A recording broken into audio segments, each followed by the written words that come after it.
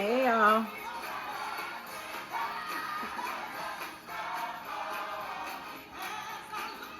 All right, I'm gonna stop it right there since I see people coming on in the room. I just wanted to jump on real quick and tell of the goodness of God in my life. Some people know my testimony of what happened this summer, what God brought me through. But hey, Stephanie, exquisite braiding and more. But not everyone knows, and I definitely believe that we overcome by the blood of the Lamb and the words of our testimony. So I'm going to share my testimony. So I've been dealing with fibroids for I learned about them a little over 10 years ago. It's something that's common in women of color. They're non-cancerous tumors, and they impact the female reproductive system, our fertility. And for me, I had experienced very painful periods, very heavy bleeding. Sorry, guys, but I would have on a tampon, a pad, period panties, and still bleed through in an hour. And it became very, very embarrassing. And so one day, my primary doctor let me know, like, if you want better health, if you want to get rid of the stomach protrusion and possibly have some kids, then you need to go ahead and have surgery. I had a referral and called, scheduled a consultation, and did an MRI so the whole situation can be assessed, see how many fibroids that were needed to be removed. And I got my results back in the portal in about a week. I called the office like, hey, is someone available to discuss what these terms mean? Because the medical language I didn't understand. And so the receptionist, she was nice. Someone to call you back, and explain everything, yada, yada, yada. Cool. I waited. A week passed, 2 weeks, third week. I called back like, hey, am I going to get, someone to explain what this means? Because, the summer's approaching. I wanted to do the surgery over the summer since I'm in education and be good to go by the start of the new year. And she affirmed, someone will call you back. And I said, okay. Weeks passed. Again, I heard from no one. So I'm going to get my hair done. And I'm telling Deneen all about it. It's my stylist. And while I'm there, in walks another client. Now, I've been seeing this lady over the years because I've been going to Deneen for almost 20 years now. And, we would always exchange pleasantries at the shop. But this particular day, Deneen is like, hey, Dr. Butler, she's a gynecologist. She can take care of you. And she was so sweet. And she was like, yeah, give her my number. I'll take care of her. So I didn't call right away, but I did my little research and eventually went ahead and made an appointment to see her. And she was so very professional, so personable, and she just made everything crystal clear about what I was inquiring about. And she asked me questions, I asked her questions, and she just laid it out all on the table about the risks involved in having such a surgery. And so that was April 11th, and I left the shop without getting Dr. Butler's number, but then I called back and Deneen gave me her number on the 18th. So now I scheduled the consultation with her. Everything went great and got the scheduled surgery for June the 4th because the school year was ending and I had some travel already on the books. So June 4th, surgery was scheduled. Beautiful. And so the day of surgery, my sister, she drove me to the hospital and got all prepped and ready. Dr. Butler walks in to the room and greets us both and asks us, did we say our prayers that morning? And I responded that yes, our father called on the drive in and he prayed with us. And she said, I said my prayers too. And I heard, save her uterus at all costs. Listen, I'm in agreement with that. Yes, please and thank you. So she wheeled me into the operating room and I woke up in the ICU.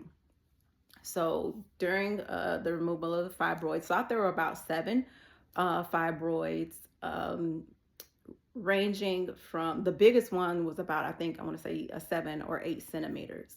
And then they just varied in size. She told me that she removed about 16 to 17 before she had to stop because I was just bleeding too much. And so she had to close me up, put me in the ICU. And this is the part where it kind of gets a little sketchy because I don't remember everything. Um, I feel like my eyes were closed much of the time, but I could hear certain things. And so I had two loved ones in the ICU with me. And I remember hearing gospel music playing, which definitely soothed me. And then I also remember that it was hot, and both of my loved ones, I remember being rubbed down with like ice packs. They were everywhere. They put them all on my body because um, all of my systems were just kind of out of whack. And so I also remembered being in very intense pain. And I remember like, Lord help me, and like, calling for the nurse. So my loved one got the nurse in the room and asked them for some meds. They gave me morphine. And to me, it was like, okay, ooh, that helped. But like 5 minutes later, I was like, no, I still feel it. And so my loved one called the nurse back into the room and asked them for something stronger. And whatever they gave me put me to sleep. And so then I remember being awakened in the middle of the night. It was around 3 a.m. to be exact. It was a team of doctors, and they were telling me that something was wrong, that they thought I was bleeding internally, and that they would have to go back in and take my whole uterus. Tasha immediately started praying. She whipped out her blessed oil. It was some coconut oil, but it was blessed. She anointed my body. She started praying and letting other prayer warriors know, sitting out the clarion call to pray, because my blood pressure was low. My hemoglobin had dropped during surgery, but it continued to drop. It was down to a 6, which could be fatal. And my platelets were off, and I was running a fever. Like, they were giving me blood. I had 8 total blood transfusions. But Dr. Butler, she came back into the room in the middle of the night, and hello, Kitty. Yes, so grateful. She sat at the foot of my bed and was telling the ICU nurses what to do, what to give me. And she did not move until the morning. She laid her head on that tray table and stayed with me through the night. Y'all, that blessed me so much. The next morning, now 3 a.m., they all came back into my room. By 7:15 a.m., my hemoglobin had went from a 6 to a 10.1. And I remember being on the phone with Mama Giles. She was checking in with me, and I was trying to explain to her, relay to her everything that was going on so the prayer warriors can pray. And I just handed Dr. Butler the phone, and she told her everything that was going on. And God turned it around. That morning, later on that morning, they did some more tests and ran a CT scan, and it showed I didn't have any blood clots in my lungs or any bleeding in my abdomen. That all the fluids that they had given me, the blood, the platelets, and all that stuff, it was kind of making me short of breath. And so they gave me something like a water pill, and I was able to kind of walk around the floor. And by June the 8th, which was Pentecost Sunday, Dr. Butler came into my room and she said, I'm not about to send you to a regular room. I'm going to send you home. And I went home on Pentecost Sunday, and I still had some numbness on my right side, and some tightness. It was just real tight in my chest and my abdomen, but I figured that was a result of going through that surgery. And so I did experience some muscle spasms about a week or two later. And so I would walk around the house. The muscle spasms were in my legs. So I would walk around the house, and I eventually was able to walk around the neighborhood, my block, at least one time. And one day while Mama Cookie and I were out there walking, I got a pain in my left side. And I'm like, okay, well, maybe I'm doing too much. I should go sit down. So I go in the house, and that whole day I still felt the pain. The next day I still felt it. So I called Dr. Butler, and she said, since she knew I lived quite a ways from the hospital, just go to urgent care. They could do a urine analysis, give me some antibiotics, whatever I needed. But my insurance had been calling me and told me that I needed to follow up with my primary doctor. So instead of going to urgent care, I went to see Dr. Greathouse, and I still had the pain in my side. So I pulled up in a wheelchair, and she was like, that's not a good sign. She was trying to do a little pelvic exam, abdominal exam, and the pain was so strong she couldn't complete it. So she's like, we're gonna run some ultrasounds. She ordered them of my legs, my abdomen, a CT scan of my chest, and full blood workup, all of that.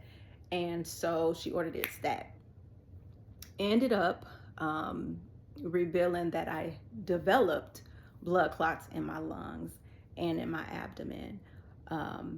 And so I went in on June 30th, and they found all of that by July 1st. And I was scheduled on the morning of my 42nd birthday, July 2nd, to be in surgery to remove the blood clots out of my abdomen.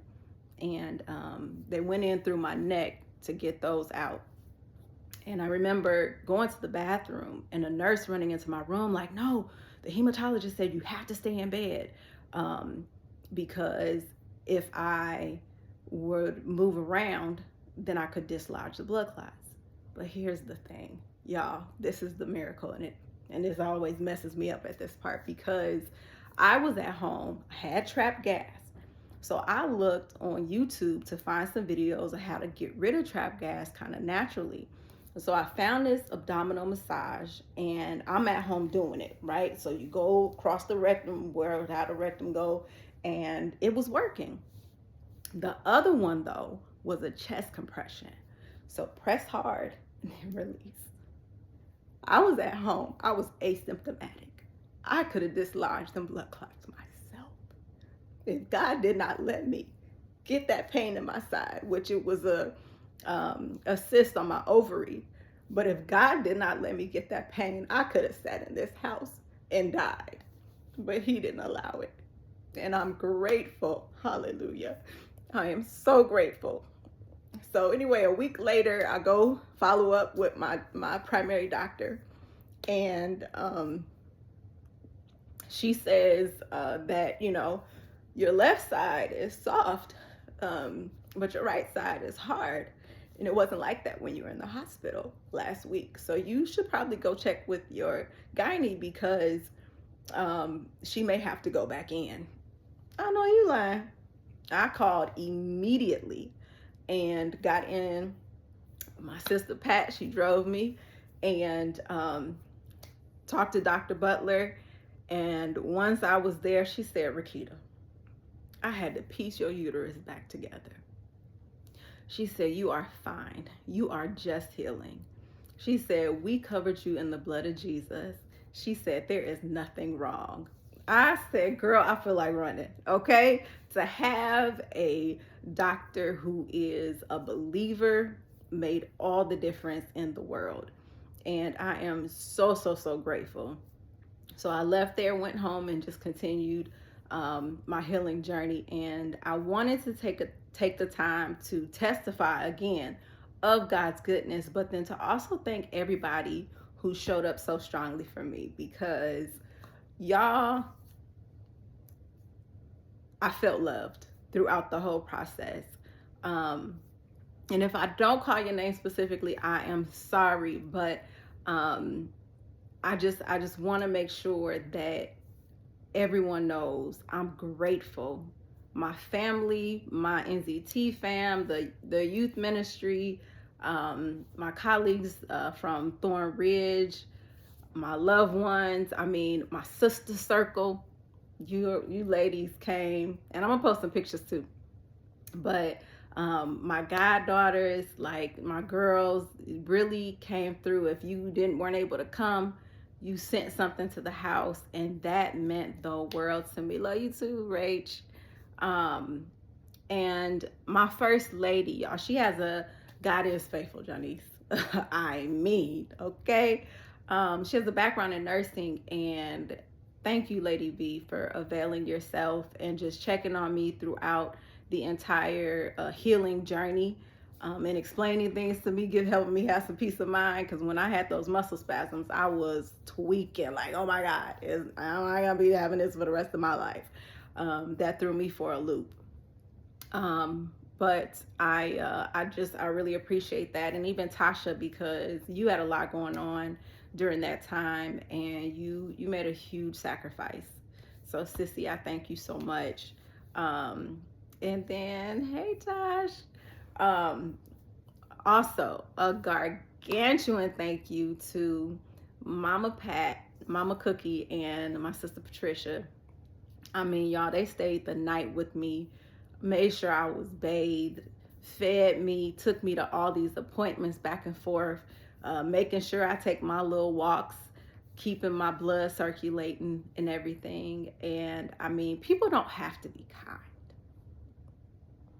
And so I appreciate how you all showed up for me and loved on me and helped to nurse me back to health. I had lost 20 pounds. I ain't gonna tell you how much I weigh now, but I had lost 20 pounds. And my best friend, Antina, popped up on me on July 4th, totally unexpected, made me ugly cry.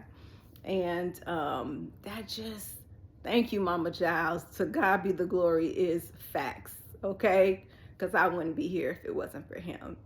And I wanted to share this because through all of that, I got a new job. So I'm an assistant principal at an alternative school now, and I sold my house and was able to pay off a majority of my debt. But I wanted to share to encourage somebody, one, to see about your health, and two, to know that if you are still alive, that you have purpose in this earth and you can't go anywhere until you fulfill it. I am a living witness of that. Okay, I'm gonna get off. I'm done now, but I had to share. And I want you all, we're gonna have some church tonight. Have a happy, happy new year. Appreciate you guys. Love you.